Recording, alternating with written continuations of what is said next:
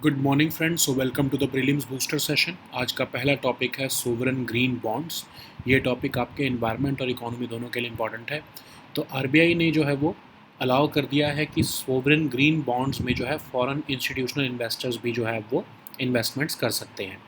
तो पहले तो समझो फॉरेन इंस्टीट्यूशनल इन्वेस्टर्स होते कौन हैं। तो ये ऑर्गेनाइजेशंस या एंटिटीज़ होती हैं जो अपना पैसा इन्वेस्ट करती हैं उन फाइनेंशियल मार्केट्स में जो उनकी कंट्री की बजाय दूसरी कंट्रीज़ की हैं। तो ये इन्वेस्टर्स जो हैं पेंशन फंड्स भी हो सकते हैं, म्यूचुअल फंड्स इन्वेस्टर्स भी हो सकते हैं, इंश्योरेंस कंपनीज़, बैंक्स या कोई और लार्ज फाइनेंशियल इंस्टीट्यूशन भी हो सकता है फॉरेन कंट्रीज़ का। एफआईआईज़ जो होते हैं ये एक सिग्निफिकेंट रोल प्ले करते हैं फाइनेंशियल मार्केट्स में किसी कंट्री की, क्योंकि ये लिक्विडिटी प्रोवाइड करते हैं, ट्रेडिंग वॉल्यूम्स इंक्रीज़ करते हैं और स्टॉक प्राइसेस को भी इन्फ्लुएंस कर देते हैं। ठीक है। इन्वेस्टमेंट जो हैं इंडिया में एफआईआईज़ द्वारा वो सेबी रेगुलेट करता है, लेकिन उन इन्वेस्टमेंट्स पे जो सीलिंग्स लगी है कि मतलब कितना इन्वेस्ट कर सकते हैं वो RBI time to time decide करता रहता है। ठीक है, ताकि हमारे जो है इकोनॉमी को नुकसान ना हो, तो इसलिए आरबीआई को इंटरफेरेंस इसमें करना पड़ता है। तो अब ग्रीन बॉन्ड्स क्या हैं? तो ग्रीन बॉन्ड जो है वो कंपनीज़ द्वारा भी इशू किए जा सकते हैं, कंट्रीज़ द्वारा भी इशू किए जा सकते हैं, मल्टीलैटरल ऑर्गेनाइजेशंस द्वारा भी इशू किए जा सकते हैं। तो ये इशू किए जाते हैं कि इससे जो पैसा आएगा उन प्रोजेक्ट्स में उस पैसे को लगाया जाएगा जिससे इन्वायरमेंट या क्लाइमेट को बेनिफिट होगा, और इन्वेस्टर्स को उसमें जो है फिक्स्ड इनकम पेमेंट्स भी मिल जाती हैं। ठीक है। तो सोवरन ग्रीन बॉन्ड्स क्या होते हैं? सोवरन ग्रीन बॉन्ड्स वो होते हैं जब कोई कंट्री जो है ये ग्रीन बॉन्ड्स इशू करती है। अगर हम ग्रीन बॉन्ड्स के एग्जांपल देखें, सबसे ज़्यादा जो ग्रीन बॉन्ड्स इशू किए हैं वो वर्ल्ड बैंक ने इशू किए हैं। लगभग $14.4 बिलियन के ग्रीन बॉन्ड्स इशू कर चुका है वर्ल्ड बैंक 2008 और 2020 के बीच में। और अगर हम 2020 तक का आंकड़ा देखें तो लगभग 24 ऐसी गवर्नमेंट्स हैं जो सोवरन ग्रीन बॉन्ड्स जो हैं वो इशू कर चुकी हैं, लगभग $111 बिलियन तक के। अब इंडिया का जो ग्रीन बॉन्ड्स का फ्रेमवर्क है वो पहली बार यूनियन बजट 2022 टू 2023 में अनाउंस किया गया, और उस समय यह अनाउंस किया गया था कि हम 16,000 करोड़ रुपए जो है वो ग्रीन बॉन्ड्स के थ्रू मार्च 2023 तक जो है मार्केट से उठाएंगे। ठीक है।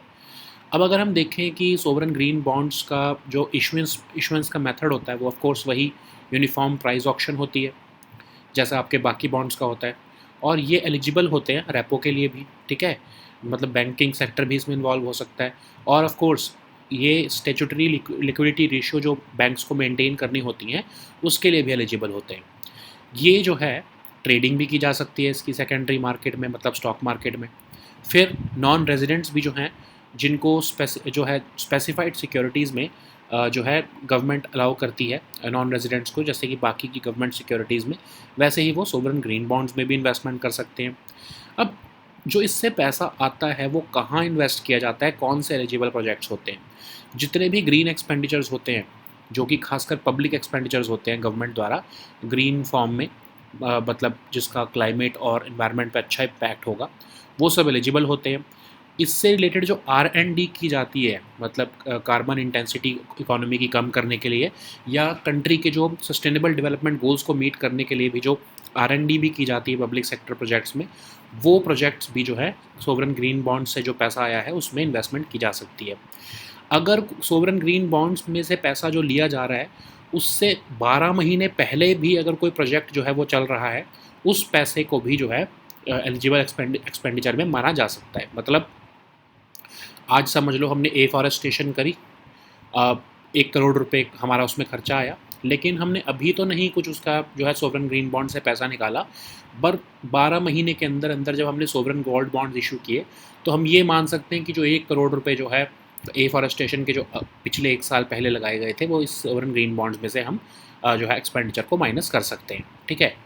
अब एफआईआईज़ जो हैं वो ग्रीन बॉन्ड्स में जब पैसा लगाएंगी तो ऑफ कोर्स उनको कन्वेंशनल जो गवर्नमेंट सिक्योरिटीज़ ज़्यादा होती जो होती हैं उससे थोड़ा सा तो कम इंटरेस्ट मिलेगा।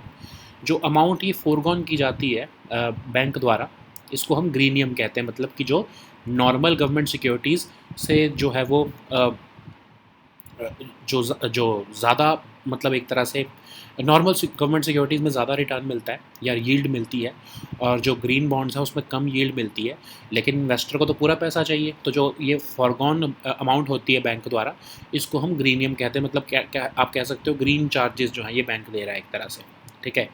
अब आरबीआई का जो डिसीजन है उससे जो है वाइड कैपिटल अवेलेबिलिटी होगी हमारे को, जो हम सोवरन ग्रीन बॉन्ड्स में, और इससे हम अपने जो है जो 2070 तक का नेट ज़ीरो गोल, या 50% जो इंडिया के energy non fossil fuel based sources से आए, या फिर अपनी कार्बन इंटेंसिटी को 45% तक रिड्यूस करना इकोनॉमी में, ये सारे गोल्स हम अचीव करने में हमें हेल्प होगा।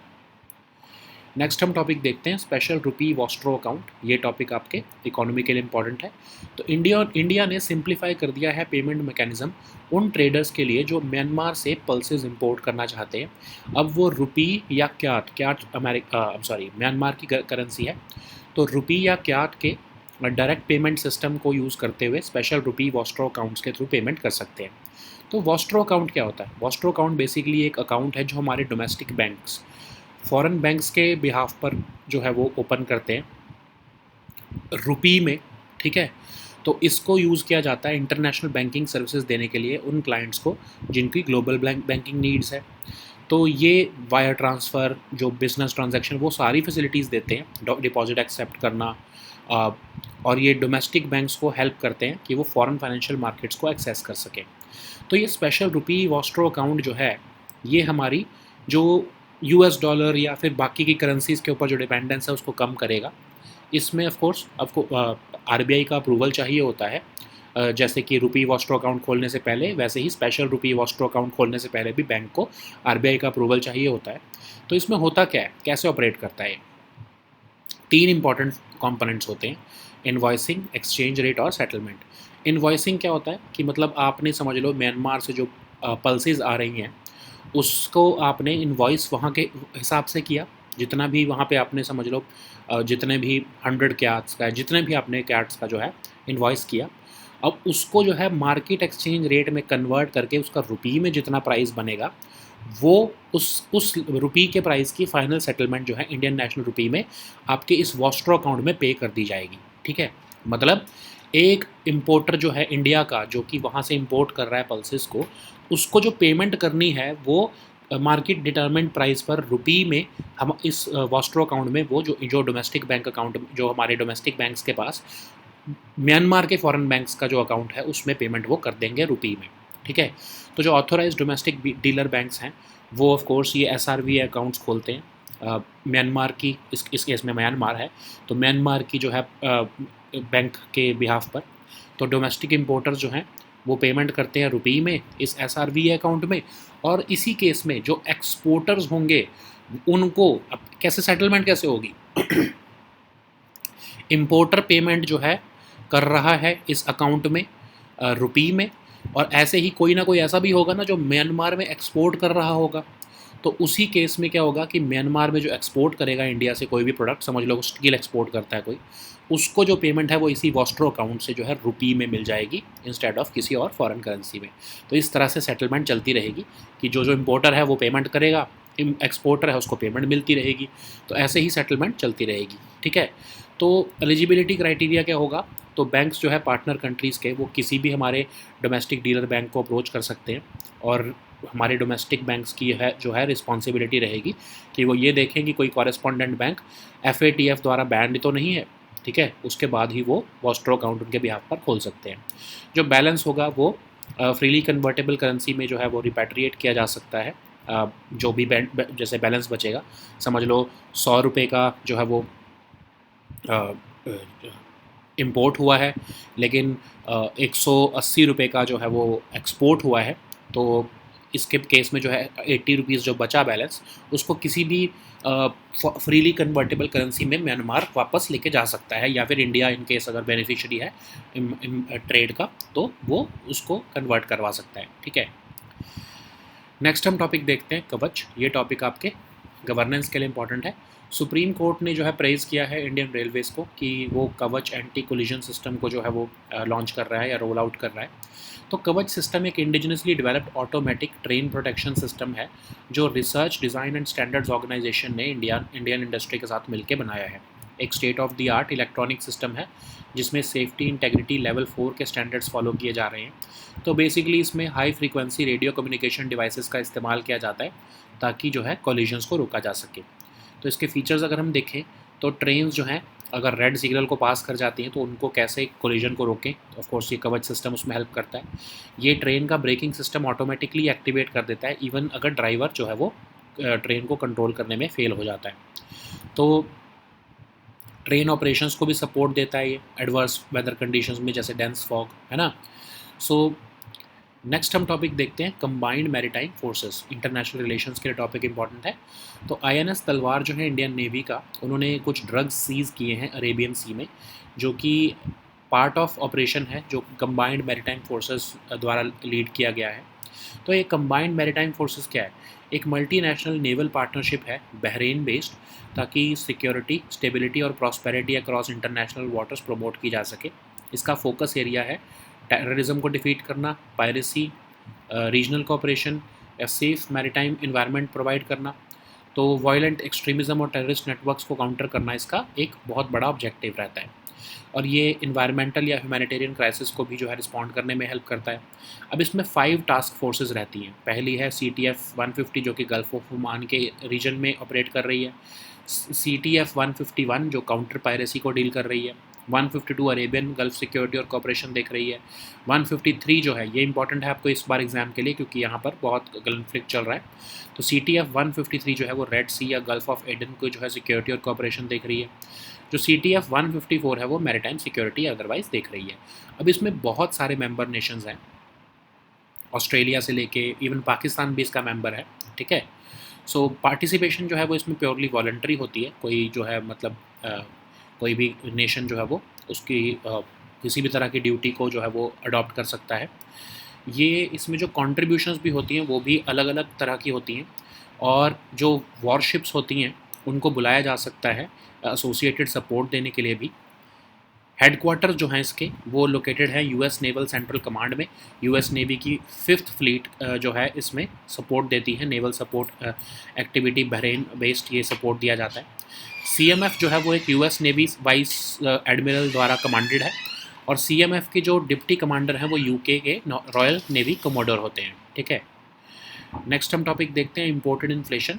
ये टॉपिक आपके इकोनॉमी के लिए इम्पॉर्टेंट है। तो एशियन डेवलपमेंट बैंक ने रिसेंटली वार्न किया है कि इंडिया जो है इम्पोर्टेड इन्फ्लेशन को फेस कर सकता है, और रुपी जो है वो डेप्रिशिएट हो सकता है क्योंकि इंटरेस्ट रेट्स राइज हो रहे हैं वेस्ट में। तो इम्पोर्टेड इन्फ्लेशन का मतलब क्या हुआ कि जनरल या सस्टेनेबल प्राइस इंक्रीज़, क्योंकि जो है increase in cost of imported products हो रहा है। तो प्राइस इंक्रीज़ जो है कंसर्न्स वो कैसे आते हैं, क्योंकि जो रॉ मटेरियल आप परचेज़ कर रहे हो, इंपोर्ट कर रहे हो, उसके प्राइसेस जो है उस कंट्री में बढ़ चुके हैं, तो आपके जो है ऑफ कोर्स आपका रॉ मटेरियल का प्राइस बढ़ गया है, तो उसकी वजह से आपकी कॉस्ट बढ़ गई है। तो ये कॉस्ट इन्फ्लेशन है एक तरह से। तो इसमें कई तरह के जो है फैक्टर्स जो है इम्पोर्टेड इन्फ्लेशन से जो है आते हैं, जैसे एक्सचेंज रेट, मतलब कि जितनी ज़्यादा आपकी करेंसी डेप्रिशिएट होगी उतना ही जो है आपकी इम्पोर्ट्स महंगे हो जाएंगे, है ना। कमोडिटी प्राइसेस, मतलब कि इससे जो कॉस्ट ऑफ इम्पोर्ट्स है वो महंगी हो जाएंगी, तो आपके ऑफ कोर्स जो एंड प्रोडक्ट्स हैं वो भी महंगे हो जाएंगे। कंट्री को अपनी ट्रेड पॉलिसीज़ बार बार चेंज करनी पड़ेंगी, टैरिफ्स, कोटास को जो है एडजस्ट करना पड़ेगा।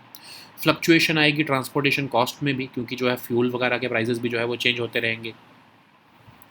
तो बेसिकली इसका इफेक्ट क्या अगर हम समझें तो प्रोडक्शन कॉस्ट्स के इंक्रीज़ हो जाती हैं कंपनीज़ की, क्योंकि जो जहाँ से आप इंपोर्ट कर रहे हो वहाँ पर इंटरेस्ट रेट चेंजेस आए हैं, तो वहाँ पर इन्फ्लेशन की वजह से जो है आपकी प्रोडक्शन कॉस्ट इंक्रीज़ हो गई है, उसकी वजह से जो है कंट्री में प्राइस राइज देखने को मिल रहा है, ठीक है। नेक्स्ट हम टॉपिक देखते हैं एथलेटिक्स फेडरेशन ऑफ इंडिया। ये टॉपिक आपके गवर्नेंस के लिए इंपॉर्टेंट है। तो एथलेटिक्स फेडरेशन ऑफ इंडिया ने 16 डिस्ट्रिक्ट एसोसिएशंस जो हैं उनको अक्रॉस द कंट्री डिसअफिलिएट कर दिया है, क्योंकि उन्होंने अपनी टीम्स को सेंड नहीं किया national inter district junior athletics meet में। तो अब ये एथलेटिक्स फेडरेशन ऑफ इंडिया क्या है? टॉप गवर्निंग बॉडी है जो कि ओवरसी करती है एथलेटिक्स को इंडिया में। Non governmental, non profitable autonomous body है, और ये एफिलिएटेड है वर्ल्ड एथलेटिक्स से, एशियन एथलेटिक्स एसोसिएशन से, इंडियन ओलंपिक एसोसिएशन से, और लगभग 32 इसके एफिलिएटेड स्टेट यूनिट्स भी हैं। ये 1946 में एफिलिएशन में आई है, और इंटरनेशनल और नेशनल चैम्पियनशिप्स जो है ये कंडक्ट करती है, सुपरवाइज करती है, असिस्ट करती है स्टेट यूनिट्स को उनकी एक्टिविटीज़ कंडक्ट करने में, grass root promotion of athletics country में जो है वो प्रमोट करने के लिए, ठीक है। So now let us see all these topics in English.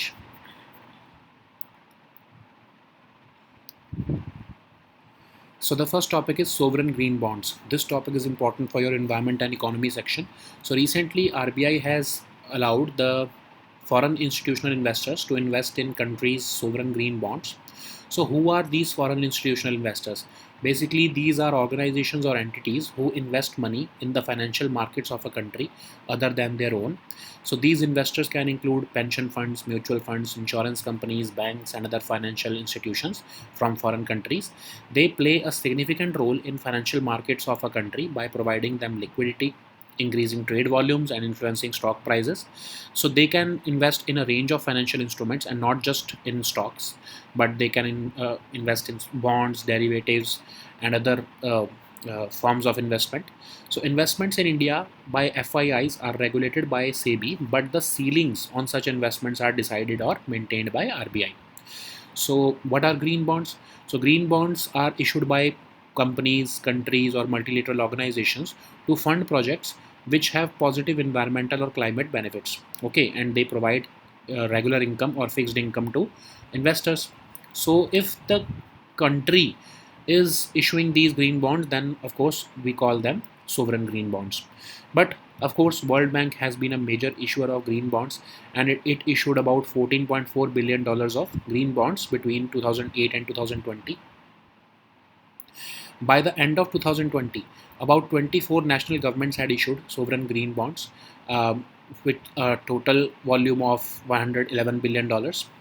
So India's sovereign green bonds framework was announced in Union Budget 2022 and 2023 to mobilize about 16,000 crore rupees through the issuance of these green bonds in the current fiscal year ending March 2023. Okay, so what are the features of these green bonds or sovereign green bonds?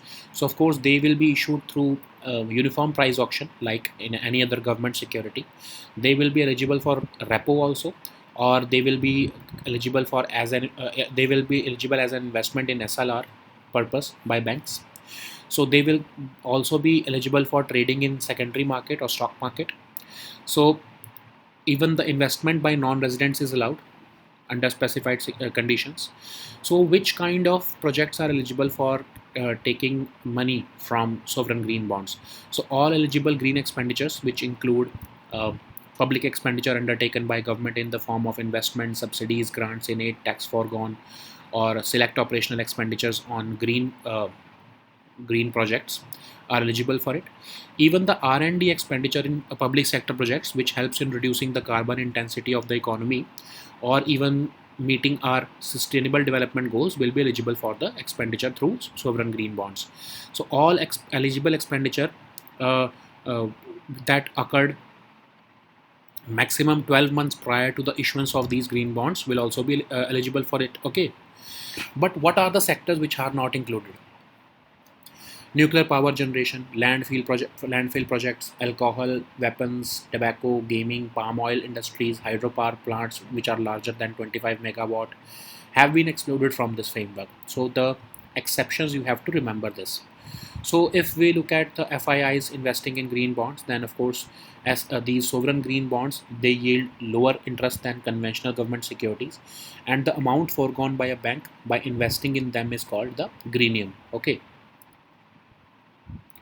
so it will this decision of involving FIIs will widen the pool of capital available to fund India's ambitious climate goals, like the net zero goal by 2070. 50% of India's energy coming from non-fossil fuel based sources, and reducing our carbon intensity of the economy by 45%. These sovereign green bonds are going to help in all of them. So the next topic is special rupee Vostro account. This topic is important for your economy section. So India has simplified the payment mechanism for traders importing pulses from Myanmar, requiring them to use rupee or kyat. Kyat is the currency of Myanmar. Direct payment system through special rupee Vostro account. So what is a Vostro account? So it is basically an account that domestic banks hold for foreign banks in our country, in of course the currency of rupee. So domestic banks use it to provide international banking services to their clients, in this case the Myanmar's banks, who have global banking needs. So all kind of facilities like wire transfers, business transactions, acceptance of deposits, gathering documents on behalf of other bank, all of these services are provided through these accounts. And it also helps domestic banks to gain wider acceptance to foreign financial markets. So what are these special rupee vostro accounts? So of course, the aim is to reduce dependence on foreign currencies. So SRVAs are they require prior approval of RBI before opening, unlike rupee vostro accounts. But these special rupee vostro accounts have three main components. First is of course invoicing, which means all exports and imports must be denominated and invoiced in Indian rupee, and the exchange rate, of course, because you are going to purchase it from Myanmar. So the purchase of pulses, the bill for that or invoice for that has to be a market determined at the market determined rate of Indian rupee vis-a-vis kyat. Final settlement will take place also in Indian national rupee. Okay, the authorized domestic dealer banks will be opening up SRVA accounts on behalf of the correspondent banks of Myanmar. So domestic importers will be making payment into the SRVA accounts, and domestic exporters will be paid through those SRVA accounts in Indian national rupee also. Okay, so that's how settlement would take place, and at the final time, the final settlement amount would be converted into any freely exchanged currency, um, uh, to make the final payment to either Myanmar or Indian or the Indian economy, uh, based upon the trade balance. So banks from partner countries, they have to approach an authorized domestic dealer bank for opening these accounts, and there is a responsibility of domestic banks to ensure that the correspondent bank, in this case the Myanmar bank, is not from a country which is banned by the FATF, and the balances in this account can be repatriated at the later stage in freely convertible currency, to the beneficiary partner country. So the next topic is Kavach. This topic is important for your governance section. So recently, Supreme Court has appreciated steps which have been taken by railways to roll out Kavach anti-collision system. So Kavach is an indigenously developed automatic train protection system which has been made by the Research Design and Standards Organization in collaboration with Indian industry. So it is a state-of-the-art electronic system with safety integrity level 4 standards. It makes use of high frequency radio communication and operates on the principle of continuous update of movement to prevent collisions. It is meant to provide protection by preventing trains to pass the signals at red, and avoid collision. So it will activate the train braking system automatically even if the driver fails to control the train. It also provides a support for train operations during adverse weather conditions like fog. So the next topic is combined maritime forces. This topic is important for your international relations. So INS Talwar of Indian Navy has recently seized drugs in Arabian Sea as part of an operation which has been led by Combined Maritime Forces. So Combined Maritime Forces is a multinational naval partnership which is based in Bahrain, and it seeks to promote security, stability and prosperity across international waters, and its main focus is defeating terrorism, preventing piracy, encouraging regional cooperation, and promoting a safe maritime environment. So it counters violent extremism and terrorist networks in maritime areas of responsibility, and of course it also responds to environmental and humanitarian crisis. So there are five task forces. The important one is the CTF 153, in which deals with Red Sea or Gulf of Aden security and cooperation. Okay, there are so many member nations, including India and Pakistan, and participation is purely voluntary into it. It can also call on warships which are not explicitly assigned to CMF to give associated support, in so as to ensure that they can offer assistance if they have time and capacity to do so. So headquarters are co-located with U.S. Naval Central Command and U.S. Navy's Fifth Fleet at Naval Support Activity of Bahrain. So it is commanded by a U.S. Navy Vice Admiral, and its deputy commander is a UK Royal Navy Commodore. So the next topic is imported inflation. This topic is important for your economy section. So Asian Development Bank has recently warned that India could face imported inflation because the rupee would depreciate as the interest rates would rise in the Western countries. So what is imported inflation? It is a general and sustainable price rise due to an increase in the cost of imported products. So what happens here is that because of interest rate rise in the Western countries, whatever we are going to import from it as raw material, it would of course be expensive for us. So this would lead to cost inflation, and of course that would mean the ultimate product getting higher in price. Okay, so of course it can cause several factors can cause imported inflation. First of all, of course, is the exchange rate. The more the currency depreciates, the higher will be the price of our imports. Then commodity prices also, if they rise globally, then of course they will impact the cost of imports for us. Trade policy changes or global supply chain disruptions can also impact our um, uh, or through the tariffs or quotas can influence the cost of imported goods, like it is happening now. Interest rates are being rising in Western countries. Then of course, because of fluctuations in fuel prices, the transportation costs can also rise. Okay, so basically what is happening ultimately is production costs are rising for companies, so the prices within the country would rise. Okay. So the next topic is Athletics Federation of India. This topic is important for your governance section. So Athletics Federation of India has disaffiliated 16 district associations across the country for failing to send teams for the National Inter-District Juniors Athletics Meet. So Athletics Federation of India is the top governing body which is responsible for overseeing athletics in India. It's a non-governmental and non-profitable autonomous body. It is affiliated to the World Athletics, the Asian Athletics Association, and the Indian Olympic Association, and it has as many as 32 affiliated state units.